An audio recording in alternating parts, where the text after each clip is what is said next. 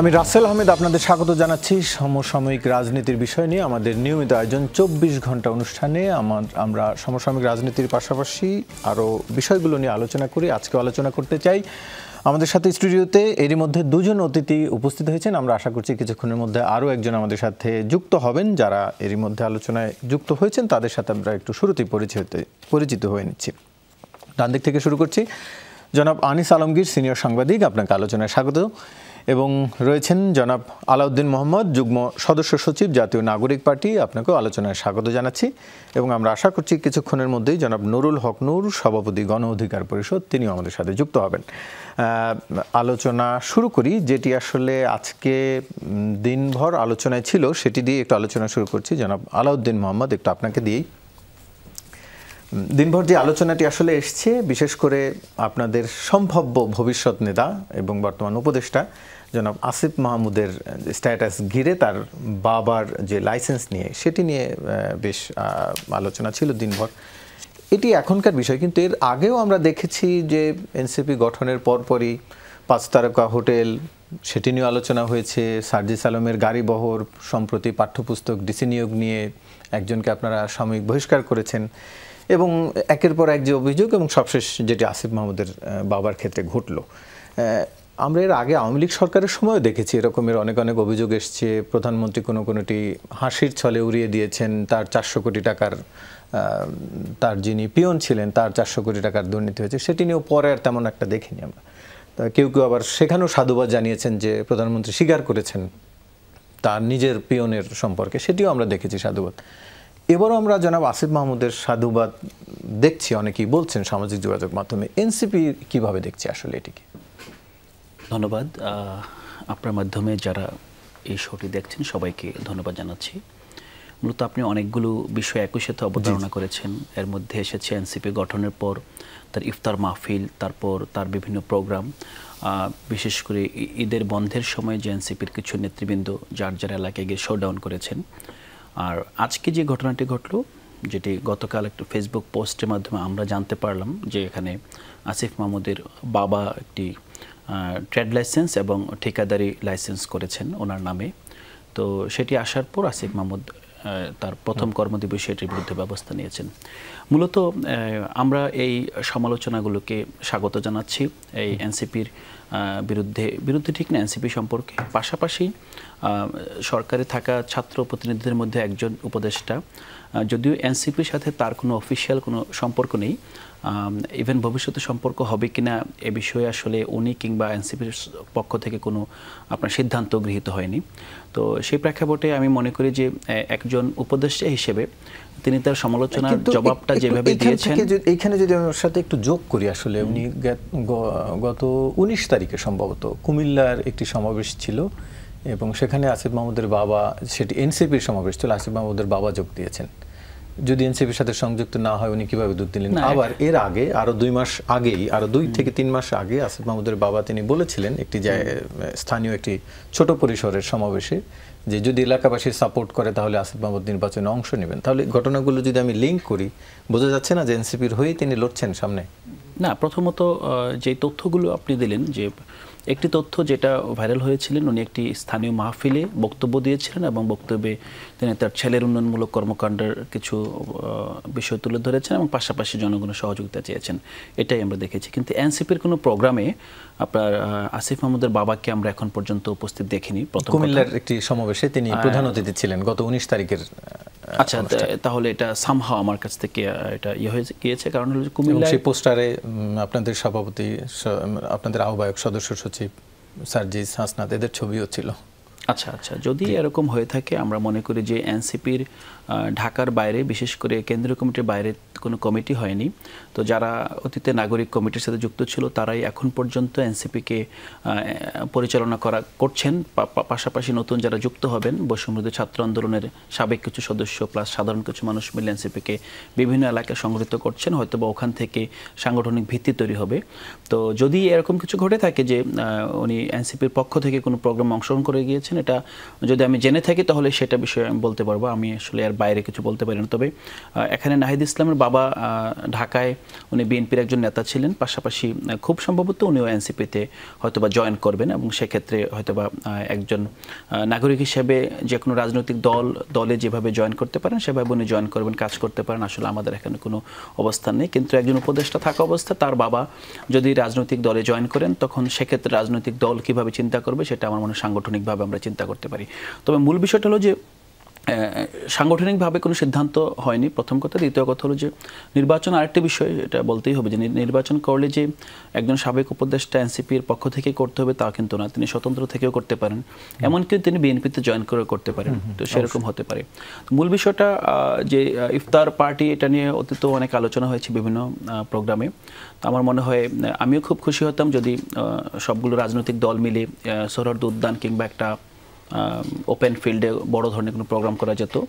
But আমার মনে হয় এখানে দল যেভাবে চিন্তা করেছে যে অল্প সময়ের ভিতরে একটা বড় আয়োজন করার ক্ষেত্রে কিভাবে ম্যানেজ করা যায় সেটা করেছে, সেটির ব্যাখ্যা দলের অনেকে দিয়েছে। আমি কেবল সমালোচনাগুলো টপিকগুলো আসলে তুললাম, যে এর আগেও সমালোচনা হয়েছে, বুঝতে পেরেছি। প্রথমত মানে এই জাস্ট শেষ করে দিচ্ছি এই বিষয়ে, সমালোচনাটাকে আমরা ইতিবাচকভাবে নিচ্ছি এবং আপনি নিশ্চয়ই অবগত আছেন এই আমাদের শুভাকাঙ্ক্ষীদের সমালোচনার চাপে কিন্তু আমরা সাংগঠনিকভাবে একটা শৃঙ্খলা কমিটিও করেছি এবং সেক্ষেত্রে শৃঙ্খলা কমিটি প্রাথমিকভাবে আমাদের একজন সদস্যকে কিন্তু আপনার সাময়িক অব্যাহতিও দিয়েছেন। সো আমরা এই সমালোচনাগুলোকে আমরা খুব তিক্ততার সাথে নিচ্ছি না, বরং আমরা মনে করছি যে একটি নতুন দল হিসেবে এ ধরনের সমালোচনা আমাদেরকে চাপের মধ্যে রাখবে এবং দলটিকে এখানকার যে রাজনীতির একটা ধারা আছে, দুর্বৃত্তায়িত ধারা, সেখান থেকে যথাসম্ভব আলাদা করে নিজেদের স্বতন্ত্র বৈশিষ্ট্য তুলে ধরতে এ ধরনের সমালোচনা গুরুত্বপূর্ণ ভূমিকা পালন করবে। জি, জনাব আনিস আলমগীর, একটু আপনার কাছে জানতে চাই, আজকে কিছুক্ষণ আগেই দৈনিক প্রথম আলোতে একটি সংবাদ বেরিয়েছে যার মধ্যে কথা হচ্ছে এরকম যে লালমনিরহাটে তিস্তা সড়ক সেতুর টোল প্লাজায় হামলা চালিয়ে ভাঙচুর, কর্মীদের মারপিট করে দুটি ক্যাশ বাক্স থেকে 14 লাখ টাকা ছিনতাইয়ের অভিযোগ উঠেছে এবং এই হামলাটি ঘটে স্থানীয় এক যুবদল নেতার নেতৃত্বে 40 জনের একটি দল। এ ধরনের অভিযোগ নিশ্চয়ই আপনিও অনেকটা পড়ছেন বিভিন্ন দলে, কিন্তু যেই অভিযোগগুলো এর আগে জনাব আলাউদ্দিন মোহাম্মদকে করছিলাম, যে সমালোচনাগুলো হচ্ছিল বা সোশ্যাল মিডিয়ায় বা বিভিন্ন জায়গায় বিভিন্ন দলের বিরুদ্ধে এই ধরনের নানান অভিযোগ ওঠে, কিন্তু শিক্ষার্থীরা কি একটু ছোট অপরাধ করলেই একটু বেশি সমালোচনা হচ্ছে এরকম কিছু, নাকি যে ঠিকই আছে আসলে?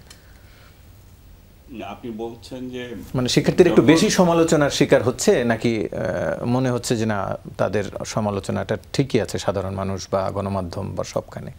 হয়তো এটা অন্য কারণ। মনে করেন আপনি যুবদল বা যুবলীগ, ছাত্রলীগ, এদের কাছে কি প্রত্যাশা করেছেন? এটা তো এরকম চরিত্রেরই ছিল আপনার সাধারণ ধারণা, একটা পারসেপশন যে এগুলা সরকারি দল যখন থাকে তারা তখন এই ধরনের সুযোগ সুবিধা নেয়। কিন্তু জুলাই অভ্যুত্থানের পরে যে চিত্র, যে ছাত্ররা এরকম করবে, হয়তো মানুষের এটা প্রত্যাশা ছিল না। তারা অন্য একটা লেভেলে চিন্তা করেছিল, যারা নির্দলীয় একটা ভাবনায় থাকবে, যে বৈষম্যর বিরুদ্ধে যারা কথা বলছে, কোটার বিরুদ্ধে যারা কথা বলছে, তাদের নৈতিক চরিত্র অনেক উন্নত হবে। কিন্তু সেটার পরে যখন তারা এই ধরনের চিত্র দেখে, যখন দেখে যে সাজ্জিস আলম এই যে গাড়ির বহর করে যাচ্ছে, সেটা কিন্তু মানুষকে স্ট্রাইক করে। তারপরে দেখে যে এরা আপনার এই যে উনি বললেন, নিজেই বললেন যে ইয়ে করছে, ইফতার করছে 5 স্টার হোটেলে, তারপর এরা চলাফেরা করে প্রাড়তে চড়ে, রিক্সায় চড়তে যে সমস্ত লোকজন। সো এইগুলো তখন তাদের চোখে লাগে। এখন এই যে আজকে যে কথাটা উঠছে, আপনি আলাউদ্দিনকে যে বিষয়টা জিজ্ঞেস করলেন যে তো উপদেষ্টার যে বাবা সম্পর্কে, তো তাকেও তো সহজ সরল একজন মানুষ হিসাবে দেখেছি আমরা। তো এখন যখন একটা চেয়ারে বসেছে তখন দেখা যাচ্ছে যে তার বাবা আপনার লাইসেন্সের জন্য লাইসেন্স করে ফেলেছে। এই লাইসেন্স কি শুধু ইন্ডিভিজুয়ালের একটা ভুল? তা তো না। এটা হচ্ছে যে আমাদের একটা সার্বিক চরিত্রের প্রকাশ, যে আমরা ক্ষমতাকে কিভাবে অপব্যবহার করি এবং ক্ষমতার কিভাবে সুযোগটা নিই। সেক্ষেত্রে এটাকে যদি আপনি বলেন যে না, এটা একজন ব্যক্তির শুধুমাত্র একটা ভুল সিদ্ধান্তে বা অজান্তে হয়ে গেছে, তা না। আপনি যদি আমি বলবো যে যদি এটা যদি রিপোর্ট না হতো, পত্রিকায় না আসতো, তাহলে কি সজীব ভুঁইয়া এটার জন্য দুঃখ প্রকাশ করতেন? আমার তো মনে হয় না। এবং তার বাবা একজন শিক্ষক, তার লাইসেন্স করার অধিকার অবশ্যই আছে, কিন্তু এটার সাথে তো সামঞ্জস্য, তার ছেলে যখন এই জায়গায় এসেছে তখন যখন করছে তখন স্বাভাবিকভাবে পারসেপশন দাঁড়ায় যে এই ব্যক্তি এই লাইসেন্স কেন করছে, কারণ সুবিধা নেওয়ার জন্য। এবং উনি যদি এখন লাইসেন্স বাতিলও করে তার মানে এই নয় যে উনি সুবিধা নিতে পারবেন না। সজীব ভুঁইয়ার বাবা এখনও অন্য একজনকে এই সুবিধা দিতে পারবেন, কারণ এই কালচার থেকে তো আমরা বের হই নাই। সজীব ভুঁইয়া নিজেও তো বের হতে পারেন নাই। সজীব ভুঁইয়ার পিএসের বিরুদ্ধে অভিযোগ উঠেছে একইভাবে, পরপর 2টা অভিযোগ কেন উঠবে? তার মানে হচ্ছে সামথিং গলদ আছে এখানে। আর সবচেয়ে বড় যে নৈতিক যে বিষয়টা, যেটা আমরা এখনও কেউ বলছি না, আমার মনে হয় সেটা হচ্ছে যে সজীব ভুঁইয়া যেই মন্ত্রণালয়টিতে আছে সেটা হচ্ছে যে একটা দুর্নীতিগ্রস্ত মন্ত্রণালয়, সবচেয়ে কারাপ্টেড একটা মিনিস্ট্রি, যেখানে পদে পদে দুর্নীতি, ইঞ্জিনিয়ারগুলো চোরের চোর। আপনি যখন একটা স্থানীয় সরকার পর্যায়ে, আমি আমার নিজের অভিজ্ঞতা থেকে বলছি যে এরা কি হারে মানে কন্ট্রাক্টরদের থেকে টাকা নেয়। তো সজীব ভুঁইয়া এগুলো জানে। এবং আমরা যদি ঐতিহাসিকভাবে দেখি, আওয়ামী লীগ, বিএনপি, অন্যান্য রাজনৈতিক দলগুলো বা ইভেন জাতীয় পার্টিও এই মন্ত্রণালয়টিকে তাদের নিজের হাতে রাখতেন, তাদের জেনারেল সেক্রেটারি কিংবা প্রভাবশালী কোনো একজন ব্যক্তির হাতে দিতেন।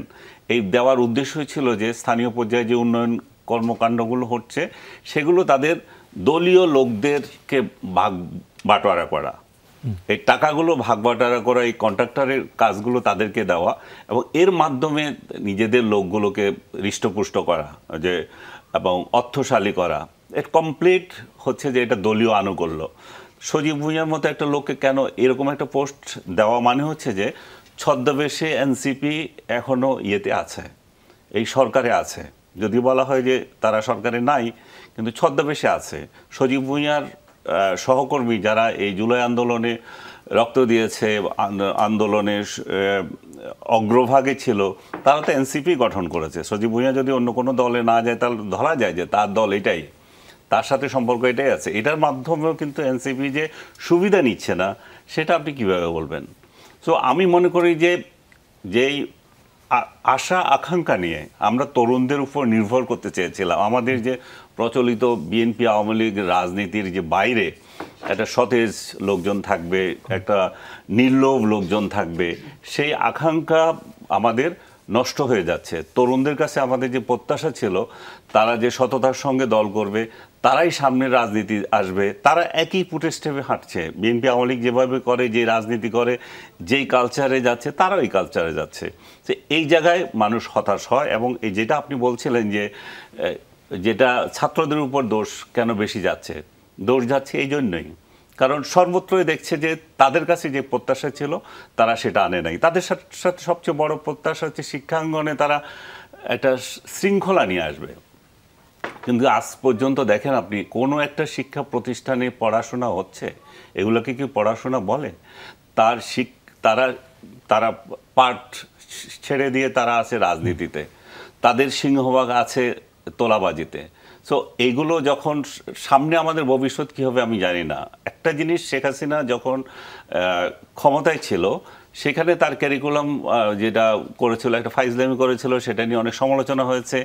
শিক্ষা বিমুখ ছিল অনেকগুলো, বিশেষ করে মাধ্যমিক শ্রেণীর ছেলেপেলেরা। এখন আবার তারা শিক্ষায় ফেরত আসতে চাচ্ছে, কিন্তু শিক্ষাঙ্গনে ফেরত আসছে, কিন্তু এখানে যে শৃঙ্খলার কথা, এখানে যে শ্রদ্ধার যে বিষয়টা, শিক্ষককে যে সম্মান করা, সেটা তো ধ্বংস করে দিয়েছে। এই জুলাই আন্দোলন যদি সবচেয়ে নিকৃষ্ট কোনো কাজ করে থাকে সেটা হচ্ছে শিক্ষকদের মর্যাদা হানি করা। আপনি যদি শিক্ষকদের মর্যাদা হানি করেন, শিক্ষকদের ধরে ধরে কান ধরে আপনি রেজিগনেশন নিচ্ছেন, কোনো আইন আদালত নাই, মব জাস্টিস করছেন, তখন আপনার এই প্রতিষ্ঠান থেকে এরা কি শিখবে? এরা বাইরে কোথায় যাবে? এদের পড়াশোনার, এদের সার্টিফিকেটের মূল্যায়ন কোথায় হবে?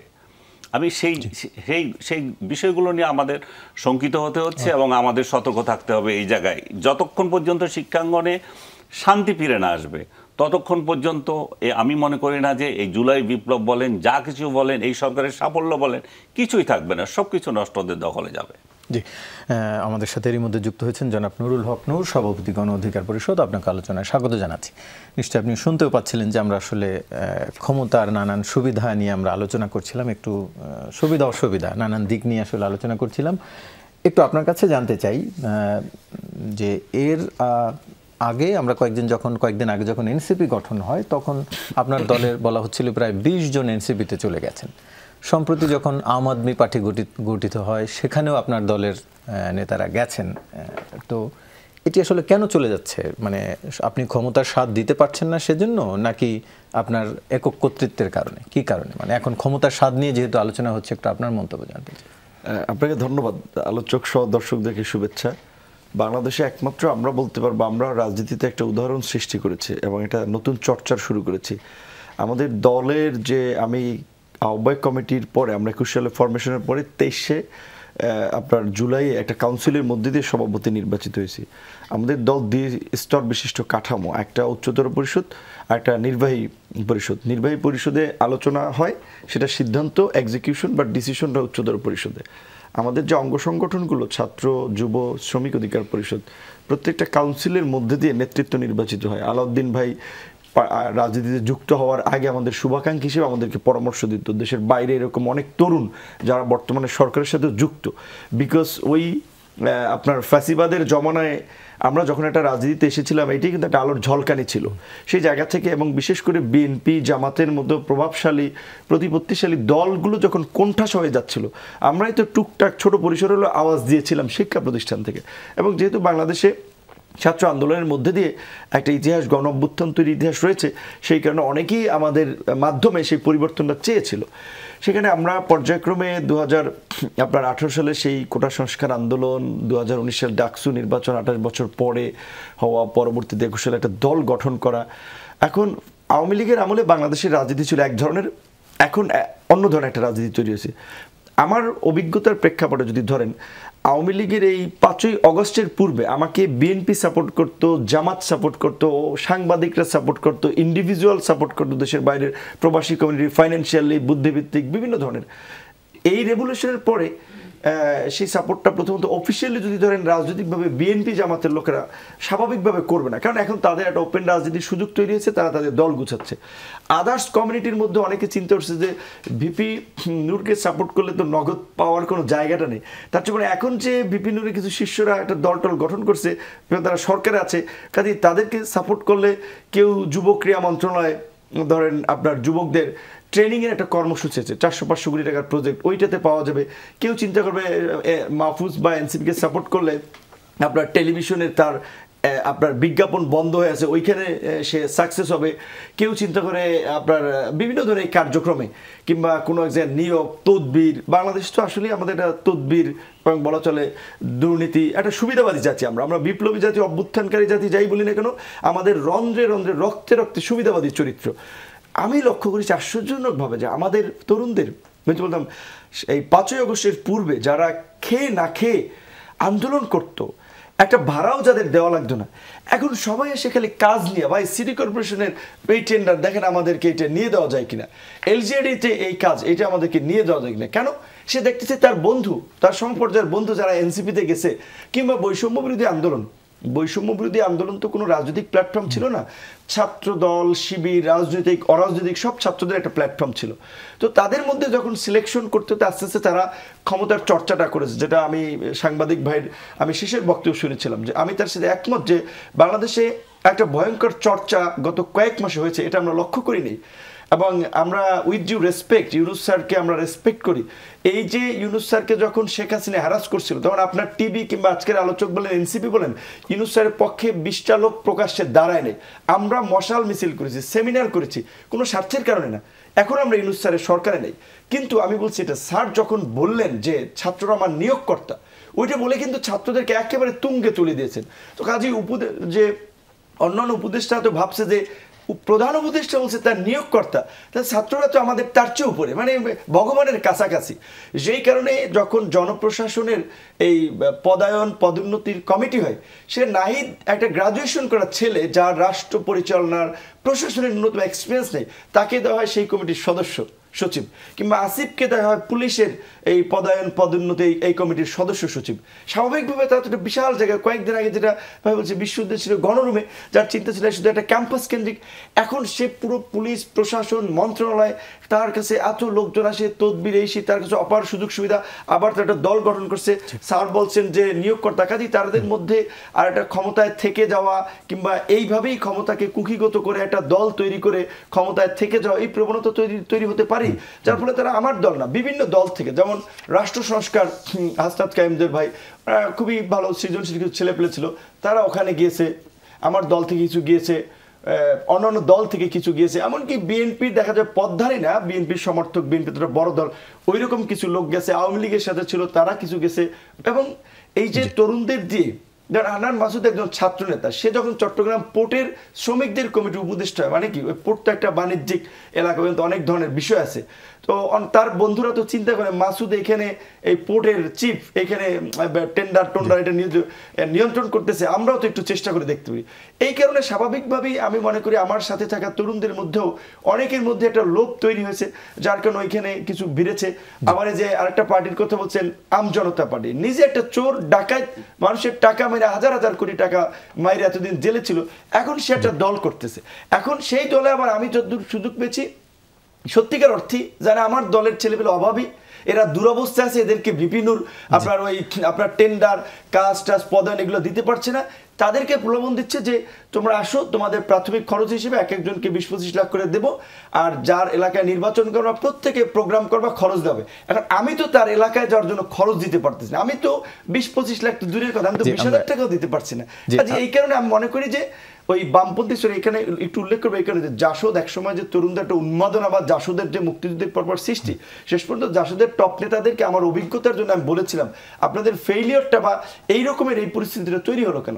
তো শেষ পর্যন্ত সে সময় রাষ্ট্রযন্ত্রের ক্রমাগত দমন পীড়ন, কিংবা তাদের একটা এই যে অনেক বিশ্ববিদ্যালয়ের তরুণ ছাত্ররা পড়াশোনা শেষে তাদের একটা পরিবারের দায়িত্ব নেওয়া একটা বিষয়, কেউ বিয়ে করেছে, এরকম একটা প্রেশার, তো আমি দেখতেছি সেম জায়গাটা আমার দলের লোকেরও সেটা চাহিদা আকাঙ্ক্ষার কারণে অনেককে আমি ধরে রাখতে পারতেছি। এটা ট্রু। জি, আপনি মাঝখানে একটি কথা বলছিলেন যে ডক্টর ইউনূস যখন মামলার শিকার হচ্ছিলেন তখন অনেকেই কথা বলেনি, এটি নিয়ে আমি একটু জনাব আনিস আলমগীর একটু আপনার কাছ থেকে জানতে চাইবো যে মধ্যপন্থী বা উদারপন্থী বুদ্ধিজীবী হিসেবে যারা পরিচিত, তারা তখন কথা বলেননি, নানান কারণে হেনস্থা, দলীয় ট্যাক্স এরকমের ছিল, তারা এখন বলছেন কিনা সেটি নিয়ে একটু আপনার মন্তব্য জানতে চাইবো। তবে তার আগে একটি বিরতি নিয়ে আসি। দর্শক, ছোট্ট একটি বিরতির পর ফিরছি, সঙ্গেই থাকুন।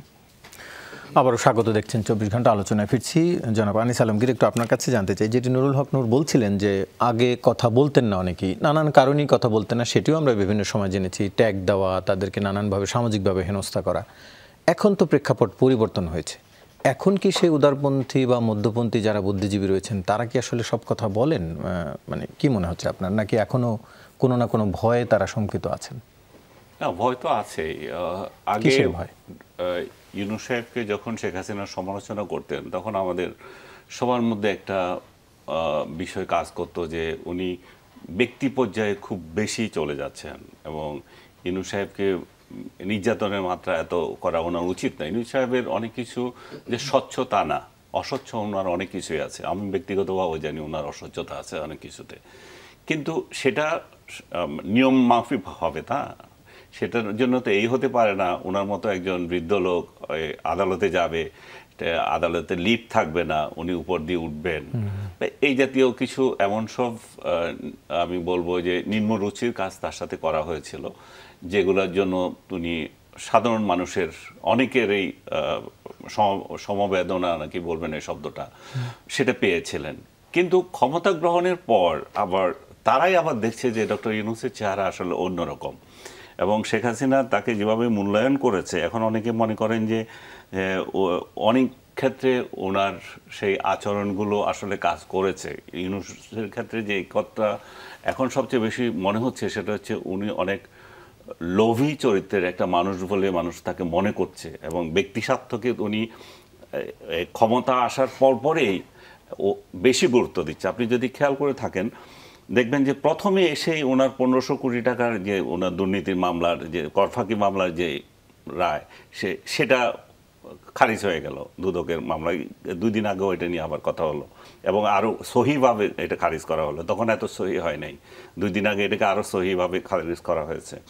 তারপর উনি 600 কোটির উপরে, আমার মনে হয় 666 ইয়েটা ছিল, এটা একটা নির্বাহী আদেশে উনি এত কর মওকুফ করে দিয়েছেন। গ্রামীণ ব্যাংকে আরও 5 বছরের জন্য কর দিতে হবে না। গ্রামীণ ব্যাংকের সরকারি শেয়ার ছিল 25%, সেটা উনি 10%-এ নামিয়ে এনেছেন। গ্রামীণ বিশ্ববিদ্যালয় প্রতিষ্ঠার জন্য উনি জায়গা দিচ্ছেন, এমনকি একটা ম্যান পাওয়ার লাইসেন্স পর্যন্ত নিচ্ছেন। তো পাবলিক মনে করছে যে এই ব্যক্তি তার স্বার্থগুলো সবার আগে দেখছে। সো এই জায়গায় মানুষের অবশ্যই মানুষের মধ্যে ওনার সম্পর্কে একটা নেতিবাচক ধারণা তৈরি হচ্ছে যে উনি কি রাষ্ট্র স্বার্থ থেকে তার ব্যক্তি স্বার্থকে বেশি গুরুত্ব দিচ্ছেন। যখনই ক্ষমতা আসলেন তারপর পরে ওনার কাজগুলো উনি ঠিকমতো করে নিচ্ছেন। এখন ওনার সম্পর্কে যখন বলা হয় যে ওনার আসার পর কি ধরনের ইতিবাচক পরিবর্তন হয়েছে, সবাই বলছে যে আমাদের ব্যাংকিং খাতে একটা বড় ধরনের উন্নতি হয়েছে। যেখানে ব্যাংক লুট ছিল শেখ হাসিনার আমলে খুব নর্মাল ব্যাপার, লুটেরারা লুট করে করে বাইরে যাচ্ছে, ব্যাংক খালি করে দিচ্ছে, ব্যাংকে তারল্যের সংকট দেখা দিয়েছে। সেই জায়গায় এখন এসে দেখা যাচ্ছে একটা স্থিতিশীলতা এসেছে, সেটা ওই মাত্রায় আর অস্থিরতা নেই। মানুষ মানে হাহাকার করে টাকা তুলতে যাচ্ছে না, এগুলো একটা পজিটিভ দিক। আবার যদি আপনি চিন্তা করেন যে আমাদের রিজার্ভও বাড়তেছে, এখন কোন প্রেক্ষিতে তাহলে বাড়ে এগুলা? কারণ আপনার এখানে তো কোনো লেনদেনই হচ্ছে না, বাইরে থেকে আপনি কোনো কিছু ওইভাবে আর কিভাবে বাড়ছে তাহলে? বাড়ছে আমাদের রেমিটেন্স দিচ্ছে, আপনাদের ইনভেস্টমেন্ট ওইভাবে হচ্ছে না। কিছু বৈদেশিক ঋণ পরিশোধ করা হয়েছে, এদের বড় ধরনের একটা সাফল্যের মধ্যে তারা বলছে যে আপনার বিদ্যুৎ খাতে 3 বিলিয়ন তারা পরিশোধ করেছে এবং সেটাকে কমিয়ে এখন 600 মিলিয়নের মধ্যে এনেছেন এবং তার জন্য বিদ্যুতের একটা স্থিতিশীলতা এসেছে বিদ্যুৎ খাতে এবং বিদ্যুৎ খাতটাকে এরা সবচেয়ে বড় ধরনের সাফল্য হিসাবে দেখছে। কিন্তু আপনি যদি অন্যান্য ক্ষেত্রগুলোতে দেখেন, আপনার বিনিয়োগ কোথায়? আপনি বিনিয়োগের বিরাট এক সম্মেলন করলেন, সেই বিনিয়োগটা কোথায়? আপনার দেশের লোকজন বিনিয়োগ করছে না, তাদের একটা ভয় ঢুকে গেছে যে এই সরকার কতদিন থাকবে। আমি একটু শেষ করে দিচ্ছি আপনাকে, এই সরকার কতদিন থাকবে তারা সেটা এখনো জানে না। সেই অনিশ্চয়তা থেকে মানুষ বিনিয়োগ করছে না। আপনার IMF এর গল্প শুনিয়েছেন, IMF অনেক কিছু করে দেবে। IMF দেখা গেল যে তার কিস্তি বন্ধ করে দিয়েছে, এখন বলছে যে আমরা পরে দেখব। বিশ্বব্যাংক কি করেছে? বিশ্বব্যাংক 23 তারিখে, আজকে 25 তারিখ চলতেছে না, 23 তারিখে রিপোর্ট দিয়েছে আমাদের প্রবৃদ্ধি কমে যাবে, 3.3-তে আসবে, যেটা ছিল আগে 6। তো 6 থেকে যখন 3.3-এ চলে আসে তাহলে বুঝতে হবে যে আমরা কোন পর্যায়ে আছি। আমি এই বিষয়ে সাউথ এশিয়ার আর 2টা দেশের উদাহরণ দিই আপনাকে, তাহলে আমরা কার সাথে প্রতিযোগিতা করছি। আফগানিস্তানের প্রবৃদ্ধি হবে 2.2, আবার পাকিস্তানের হবে 2.7। তার মানে আমরা সাউথ এশিয়ার মধ্যে এখন 3য় স্থানে আছি আমরা। সো আমাদের যেই জায়গায় ডক্টর ইউনূসের বৈশ্বিক যে পরিচিতি ছিল, যেটা দিয়ে আমাদের অর্থনীতি আগানোর কথা ছিল, IMF, বিশ্বব্যাংক, এগুলো আমাদের কাছে হাতের বিষয় ছিল যে উনার এরকম ইন্টারন্যাশনাল উনার এত গ্রহণযোগ্যতা আছে, সে জায়গায় আমরা দিন দিন নেমে যাচ্ছি। জনাব নুরুল হক নূর, একটু আপনার কাছে আমি আসছি আলাউদ্দিন মোহাম্মদ, তার আগে একটু জনাব নুরুল হক নূর, তার কাছে একটু জানতে চাই, যেটির কথা বলছিলেন আনিস আলমগীর ভাই, যে এই সরকার কতদিন থাকবে সেটি বোঝা যাচ্ছে না। আপনারা একটি দাবি রাজপথে করে আসছেন, গত কালকে বা পরশু দিনেও বোধহয় আপনারা বলছেন যে স্থানীয় সরকার নির্বাচন আপনারা চান, আগে চান জাতীয় নির্বাচনের। এখনকার যে সময়, এখন এপ্রিল মাস এবং এরপরে যে সময়টি রয়েছে, যদি স্থানীয় সরকার নির্বাচন দিতে হয় তাহলে কি আসলে ডিসেম্বরের মধ্যে রাজনৈতিক দলগুলোর যে দাবি নির্বাচন করা সেটি সম্ভব? তার মানে কি এক ধরনের আপনাদের এই দাবির মাধ্যমেও আপনারা একটু সরকারকে আরও বেশি দিন রাখার কথা বলছেন না? আমি যাওয়ার আগে আনিস ভাইয়ের একটা কথায় আমি তার উইথ ডিউ রেসপেক্ট তার সাথে দ্বিমত, এবং আমি বলবো এই কথাটা আমি যে ইউনূস স্যারের সমালোচনা করতে গিয়ে তিনি একটা পর্যায়ে বলছেন তার লোভী চরিত্র বা লোভী তিনি, এরকম মানুষ মনে করে পারসেপশন, এটা আমার ঠিক আছে, এটা এই কথাটা আমি একমত না ইউনূস সাহেবের। হ্যাঁ, ইতিমধ্যে উনি কয়েকটা বিষয় বলেছেন। আমার সরকারের বিরুদ্ধে অনেক ক্রিটিসিজম আছে। আমি বলছি যে ডক্টর ইউনূসকে যখন হ্যারাস করা হয় আমরা রাজপথে মশাল মিছিল করেছি, অথচ তার সাথে আমাদের কোনো যোগাযোগ নেই। তারপরেও বাংলাদেশের একটা অ্যাসেট হিসেবে আমরা তার পাশে দাঁড়িয়েছিলাম। এখনও তার এই অ্যাসেট, এটাকে আমরা দেশের জন্য কাজে লাগাতে চাই। সেজন্য আমার তার গভর্নমেন্টের ক্রিটিসিজম আছে। ছাত্র উপদেষ্টাদের পদত্যাগ আমরা অফিসিয়ালি বলেছি, কিন্তু ব্যক্তি ইউনূসের বিষয়ে আমাদের খুব নেতিবাচক ধারণা বা ওনার বিগত কর্মকাণ্ডে আমাদের নেতিবাচক ধারণা নাই। সেখানে কর ফাঁকির কথা বলা হয়েছে বা 600 কোটি ঋণ মওকুফ, এগুলো অনেকগুলো বিষয়ে এক্স্যাক্টলি বলতে গেলে কয়েক ঘন্টা সময় লাগবে ওপেন ডিসকাস করতে হলে। এগুলো আগের সরকারের অনেকটা ম্যানিপুলেশন ছিল, ফ্যাব্রিকেটেড ইস্যু ছিল। রাজনৈতিক হয়রানি করার জন্যই তো ওনাকে বিচার যদি করে তাহলে লিফটে বন্ধ রেখে এই ধরনের পৈশাচিকতা কেন? কাজে এটা বোঝাই যাচ্ছিল পলিটিক্যালি মোটিভেটেড এই ঘটনাগুলো ঘটানো হয়েছিল। সেই ক্ষেত্রে এখন যেহেতু তিনি chief head of the government, স্বাভাবিকভাবেই এই দুদক বলেন কিংবা গ্রামীণ ইউনিভার্সিটি যদি আবেদন করেছিল অনেক আগে, তারা স্বাভাবিকভাবে বিষয়গুলোকে এখন ফরওয়ার্ড করে দেবে যে এতদিন হাসিনা ফাইল নিচে ফেলে রেখেছিল, আমরা আগাই দিচ্ছি। এইখানে আমার মনে হয় না যে ওনার ব্যক্তিগত কোনো তৎপরতায় বা জড়িত ছিল। আই থিঙ্ক নিচের লেভেলের লোকেরাই তড়িৎ কাজটা করেছে। তারপরেও হ্যাঁ, সেখানে কিছু কাজ নিয়ে প্রশ্ন তৈরি হতে পারে, সেই সমালোচনা থাকতে পারে, কিন্তু আমরা বর্তমান এই সংকটকালীন সময় উনি তো আগ্রহ নিয়ে নাচতে নাচতে সরকারের দায়িত্ব নিতে আসে নাই, বরঞ্চ ছাত্র পলিটিশিয়ান আমরা সবাই অ্যাপ্রোচ করেছি যে তিনি এই সময়ের দায়িত্ব নেন। এখন আবার আমরা কিন্তু বলেছি যে শুরুর দিকে আমরা টাইমলাইন নিয়ে কথা বলিনি, বরঞ্চ আমরাই বলেছিলাম যে এই সরকারকে জাতীয় সরকারের রূপ দিয়ে প্রয়োজনীয় রাষ্ট্র সংস্কার করে বাংলাদেশকে আমরা একটা মানবিক, একটা গণতান্ত্রিক, একটা কল্যাণ রাষ্ট্রে পরিণত করতে চাই। কিন্তু জাতীয় সরকার হয় নাই। সেখানে আমি স্পষ্টভাবে বলছি, আমার অনেক উপদেষ্টাদের সাথে ব্যক্তিগত পরিচয়ের কারণে আমি দেখেছি ওনাদের মধ্যে রাজনীতিবিদদের নিয়ে কাজ করার একটা অস্বস্তি আছে, যে কারণে ওনারা রাজনীতিবিদদেরকে একেবারে এক্সক্লুড করে দিয়েছে, গভর্নমেন্টের নেয় নেই কাউকে প্রতিনিধিত্ব। যে কারণে আমরা শুরু থেকে বলছিলাম যেটা অত্যন্ত একটা দুর্বল অন্তর্বর্তীকালীন সরকার গঠিত হয়েছে, এবং আমরা বলেছিলাম যে এই দুর্বল সরকারের যেটা বয়স্ক মানুষ অনেক সময় দেখে বলে যে মাঘ মাস ওঠে কিনা সন্দেহ, তো আমি বলছিলাম এই দুর্বল সরকার নিয়ে খুব বেশি দূর যাওয়া যাবে না। তো এখনকার বাস্তবতায় অনেকগুলো নজির আমরা সেটা দেখতে পেয়েছি, যেই কারণে আমরা মনে করি যে সংস্কার, যেহেতু অলরেডি প্রতিবেদনগুলো সরকার টেবিলে 15টা কমিশনের মধ্যে 9টা কমিশন রিপোর্ট দিয়েছে, রাজনৈতিক আলোচনা হয়েছে, মোটা দাগে শুধুমাত্র 2টা কমিশনের আলোচনার কিছু পয়েন্ট নিয়ে ডিবেট হচ্ছে, ইলেকশন কমিশন এবং সংবিধান কমিশন। এই সরকারের 2 বছরের 2 টার্মের বেশি প্রধানমন্ত্রী থাকা না থাকা, 70 নম্বর হচ্ছে কয়েকটা পয়েন্টে। সেক্ষেত্রে সংস্কার নিয়ে কিন্তু খুব বেশি জোরালো দ্বিমত নেই। সেই জন্য আমরা বলেছি যে এই প্রয়োজনীয় সংস্কার অবশ্যই করে এই সময়ের মধ্যেই ডিসেম্বরে একটা নির্বাচন হতে পারে, এবং বিএনপি সহ এটা বেশিরভাগ রাজনৈতিক দল এখানে একমত। দ্বিতীয়ত, আমরা শুরুর দিকে বলেছিলাম যেহেতু স্থানীয় সরকারের প্রতিনিধি নেই, এখন সরকার প্রশাসক প্রশাসক বসাইতে যাচ্ছে, তাহলে সরকার প্রশাসক বসাচ্ছে কাদেরকে? স্বাভাবিকভাবে সরকারের যারা ঘনিষ্ঠ, উপদেষ্টাদের যারা ঘনিষ্ঠ সার্কেলের লোক, এইভাবেই তো নিয়োগ পাবে। যে জন্য এলজিইডি মিনিস্ট্রি সরকার অত্যন্ত একটা ভারী মিনিস্ট্রি, গভর্নমেন্টের সিনিয়র লিডার ওই মিনিস্ট্রি চালায়। ওই যে ভাই যেটা বলছে এটা ঠিক, নেতা কর্মীদের ভাগ বাটোয়ারা, খাবার দাবার, লুটপাটের একটা প্রজেক্ট এখান থেকে করে দেয়, রাস্তা নয়। সেই মিনিস্ট্রি দেওয়া হয়েছে একজন অনভিজ্ঞ তরুণকে। তার মধ্যে দিয়ে এটা একটু পরিষ্কার হয়েছে যে এইখানকার গভর্নমেন্টেরও একটা ব্লেসিংস আছে যে এরা একটা পার্টি বানাক, একটা দল করুক, কিংবা এরাও এরকম একটা খাওয়ান দাওয়ানের পার্টি চাইছেন ডিসেম্বরের আগে। যেই কারণে আমরা বলছিলাম যে না, বিশেষ ব্যক্তি ক্রাইটেরিয়া এই প্রতিনিধি দিতে পারবে না। এই জন্য আমরা বলছিলাম যে স্থানীয় সরকারের নির্বাচনটা দেওয়া যেতে পারে জাতীয় সরকারের আগে, এবং এটা আমাদের একটা দলীয় আলাপ আলোচনা, একটা পজিশন। সে কিন্তু যদি জাতীয় ঐক্যমত তৈরি না হয়, সবাই যদি একমত না হয়, তাহলে আমার দাবি মানতে হবে। আমি এটা মনে করি। জানতে চাচ্ছি জনাব আলাউদ্দিন মোহাম্মদ, একটা মিনিট, এটা সম্পর্ক করতে আমার বিষয় না, স্থানীয় সরকার বিষয়। স্থানীয় সরকার বিষয়ে যে রিপোর্ট দিয়েছে, তারা যে পদ্ধতিতে চাচ্ছে প্রতিনিধি, ওইটা আমার একটা আজগুবি পদ্ধতি। না না, একটু 1 মিনিট অ্যাড করি। আমরা দুর্নীতি লুটপাট বন্ধ করার জন্য নির্বাচনী সংস্কার আনতে চাই। ইউনিয়ন পরিষদের মেম্বাররা যদি চেয়ারম্যান বানায়, তো 9 মেম্বারকে ধরেন একজন 1 কোটি করে 9 কোটি টাকা দেবে চেয়ারম্যান হওয়ার জন্য। আপনি যে আশঙ্কা করছেন এনসিপির একজন নির্বাচিত হলো, তাহলে একটাই হলো যথেষ্ট, বাকিগুলো কিনে নিতে পারবে, কিংবা জামাতের একজন নির্বাচিত হলো। যে আমরা সেটা আবার একটু বিস্তার আলোচনার বিষয়, সংস্কার কমিশনের সেটি বিস্তার আলোচনা আমরা একটু জাস্ট 30 সেকেন্ড অ্যাড করি।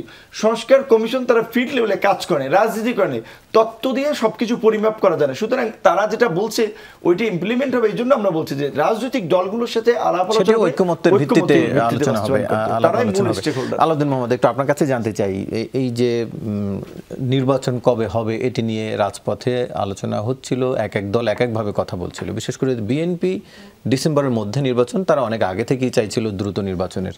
জামাতের এক ধরনের সুর ছিল বা মত বা তাদের যে মতামত ছিল সেটি কাছাকাছি আপনাদের ছিল।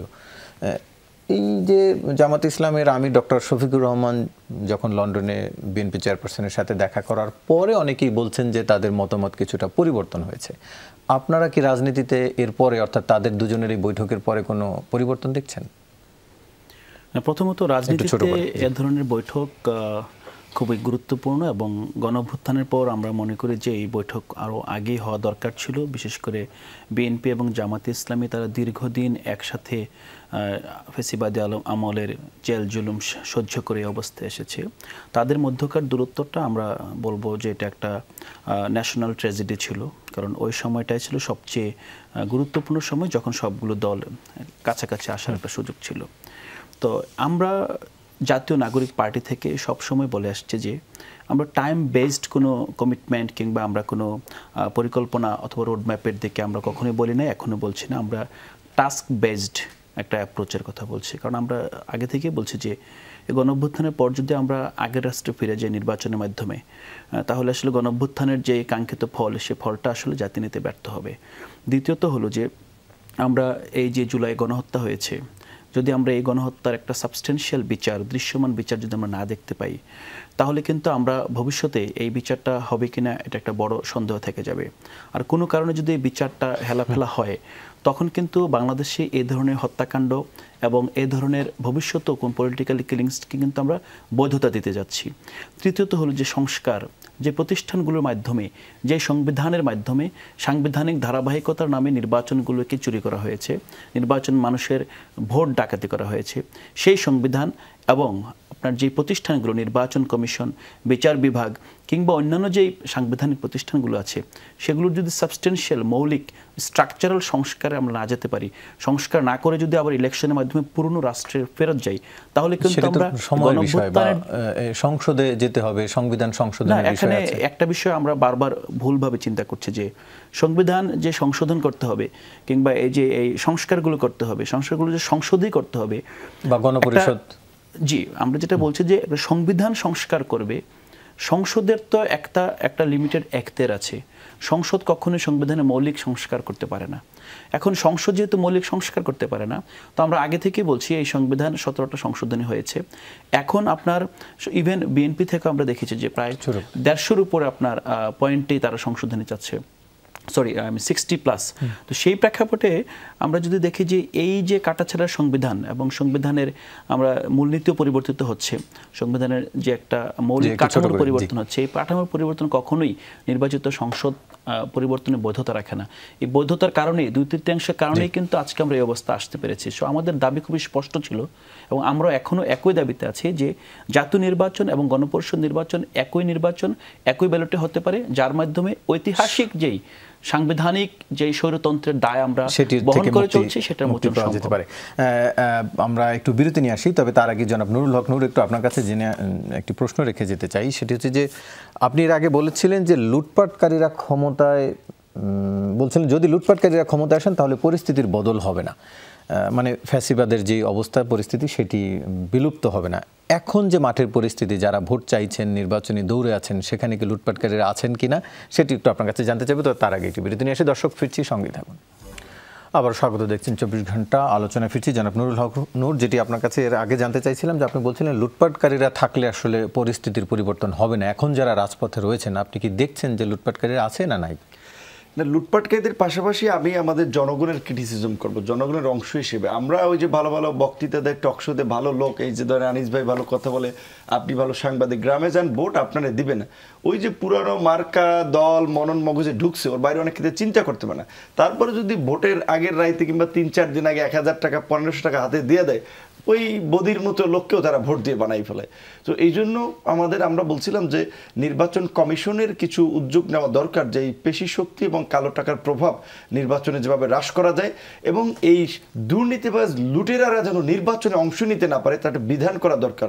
পাশাপাশি আমাদের জনগণকে সচেতন করতে এই নতুন রাজনৈতিক দল সহ ইলেকশন কমিশনের পক্ষ থেকে একটা ব্যাপক ক্যাম্পেইন করা দরকার। এটা আমরা বিদেশি যে সমস্ত এনজিওগুলো কাজ করছে তাদেরকেও বলছিলাম যে আপনাদের তো অনেক প্রজেক্ট আছে, ফান্ড টান্ড আছে, যেহেতু বিদেশি, জনগণকে একটু সচেতন করার ক্ষেত্রে কিভাবে আসলে একটা উদাহরণ রাখা যায় একটু চেষ্টা করেন। কিন্তু আলমগীর ভাই বলেছে আবার জনগণ কার উপরে আস্থা রাখবে? দেখছে তো যেই লঙ্কায় যায় সেই রাবণ হয়।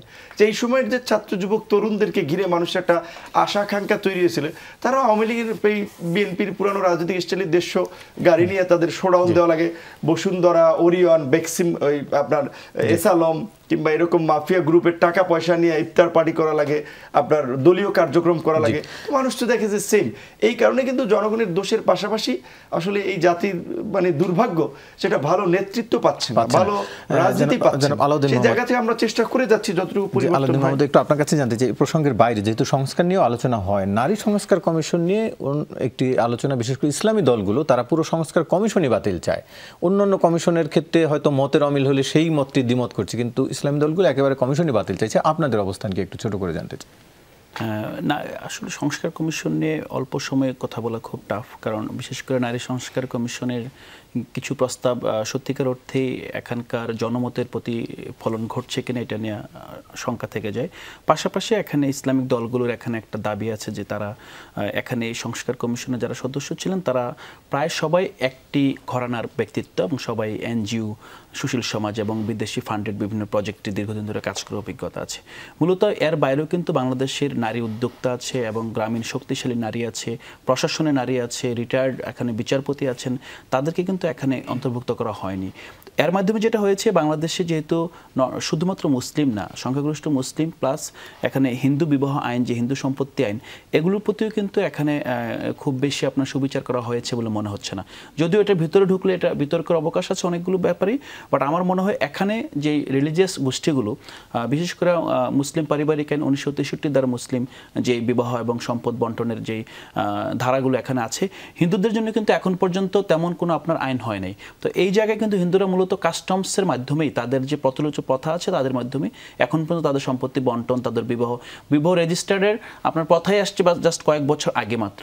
তো সেই জায়গায় যদি আপনার পুরোপুরি এখানে ধর্মীয় যেই কাস্টমস আছে, বিধান আছে, এগুলোর বাইরে গিয়ে একেবারে আপনার ওয়েস্টার্ন ধাঁচের যে ইভেন ডিভোর্সের পরও দুজনই সমান সম্পত্তি পাবেন, যে ক্ষেত্রে আসলে সম্পত্তিতে নারী হিস্সা নিয়ে তর্ক শেষ হয় নাই, সেখানে আপনার আপনাদের প্রস্তাবটা কি তাদের প্রস্তাবের কিছু কিছু জায়গায় সংশোধন চান বা দ্বিমত পোষণ করছেন নাকি পুরো? এখানে একটা বিষয় হলো যে প্রথমত যেই প্রশ্নটা উঠেছে যে এই কমিশনের যারা মেম্বার আছে তারা আসলে ইনক্লুসিভ কিনা, তারা এখানকার যে সংখ্যাগরিষ্ঠ নারী আছে, সেটা তো গঠনের সময় আসলে প্রশ্ন করা উচিত ছিল। এখন প্রস্তাব দেওয়ার পরে যদি গঠন প্রক্রিয়া নিয়ে প্রশ্ন করা হয়, সেটি আসলে ঠিক হচ্ছে কিনা? আপনি আমার কাছে জানতে চেয়েছেন যে আসলে এটা নিয়ে আমাদের অবস্থান কি। তো আমরা যে তাদের যে সংস্কার প্রস্তাবটা এসেছে, এই প্রস্তাবগুলোর প্রতিটি ধারা পর্যবেক্ষণ করে দেখা যাচ্ছে যে একটা বিশেষ গোষ্ঠীর এজেন্ডা আসলে সংখ্যাগরিষ্ঠ নারীর উপর চাপিয়ে দেওয়ার এখানে প্রবণতা দেখা যাচ্ছে। একটু আপনার কাছে জানতে চাই, যেটি আবার নতুন করে একটু ভাবনার বিষয়, ভারত পাকিস্তানের যে একটি যুদ্ধাংদেহী মনোভাব এবং যুদ্ধের প্রস্তুতি দেখা যাচ্ছে, এটি আমাদের ক্ষেত্রে কতটা প্রভাব ফেলতে পারে? আমাদের স্থিতিশীলতা রক্ষায় কোনো ধরনের মানে স্থিতিশীলতা ভঙ্গ করার ক্ষেত্রে কোনো প্রভাব ফেলতে পারে কিনা? ধন্যবাদ আপনাকে প্রশ্নটা পাওয়ার জন্য। এটা নিয়ে গত কদিন ধরে গত 2-3 দিন ধরে আমাদের একটা কল্পনা হচ্ছে যে আসলে কি হতে যাচ্ছে। এটা স্বাভাবিকভাবে ভারতীয় বা অন্যান্য অঞ্চলের বিশ্লেষকরা যেভাবে বলেন যে কাশ্মীরে যে 26 জন নিরপরাধ লোককে যে সন্ত্রাসী হামলায় মারা হলো, এটার একটা বিষয় হচ্ছে যে এটা সত্যিকার অর্থে একটা সন্ত্রাসী হামলা এবং এটা পাকিস্তানের ইন্ধনে হয়েছে। পাকিস্তানের সেনাপ্রধানের একটা বক্তব্যকে কেন্দ্র করে কাশ্মীর ইস্যুতে নিয়ে তার বিষয়ে তার বক্তব্যকে নিয়ে মনে হচ্ছে যে সেখান থেকে একটা কলকাঠি হতে পারে। আবার নিরপেক্ষ বিশ্লেষকরা ধরে নেন যে এটা দিয়ে জাতীয়তাবাদী আবেগকে উস্কে দিয়ে আসলে মোদি তার নিজের অভ্যন্তরীণ কিছু ফায়দা নিতে চান, যেটা 2019 সালে আপনার ফুলওয়ালা হামলার পর যে উনি যেটা করেছেন বালাকোট স্ট্রাইক করেছিলেন, সেই স্টাইলে কিছু করতে চান। ইতিমধ্যে আপনি জানেন যে পানি বন্ধ করে দিয়েছে তাদের সিন্ধুর। তারপরে সেটাকে কেন্দ্র করে সবচেয়ে বড় যে বিষয়টা আমাদের জন্য উদ্বেগের যে বিষয়টা, পশ্চিমবঙ্গে একটা সাম্প্রদায়িক আবহাওয়া তৈরি করা, পশ্চিমবঙ্গের ইলেকশন খুব সামনে আছে এবং পশ্চিমবঙ্গের নেতারাও দেখবেন যে আপনি বাংলাদেশ বিরোধী বক্তৃতা দেওয়া শুরু করেছে। বাংলাদেশের এই জায়গায় অবশ্যই সতর্কতার দরকার আছে। সতর্কতা এই সেন্সে যে আমাদের কথাবার্তায় খুব সাবধান হতে হবে। আমাদের আমি একটা সেকেন্ডে শেষ করে দিচ্ছি আপনাকে। আমাদের নিরপেক্ষতা, আমরা দুই প্রতিবেশী সহাবস্থানে বিশ্বাস করি, সহাবস্থান ঠিক রেখে চলতে হবে এবং আমাদের আরেকটা বিষয় আমাদের সয়েল যাতে কোনোভাবে ভারতের বিরুদ্ধে আমরা যাতে ব্যবহার করতে না পারি সেদিকে নজর দেওয়ার পরামর্শ। আপনাদের তিনজনকে ধন্যবাদ জানাচ্ছি আলোচনায় অংশ নেওয়ার জন্য। দর্শক, এই ছিল আজকের 24 ঘন্টার আয়োজন। ধন্যবাদ সবাই।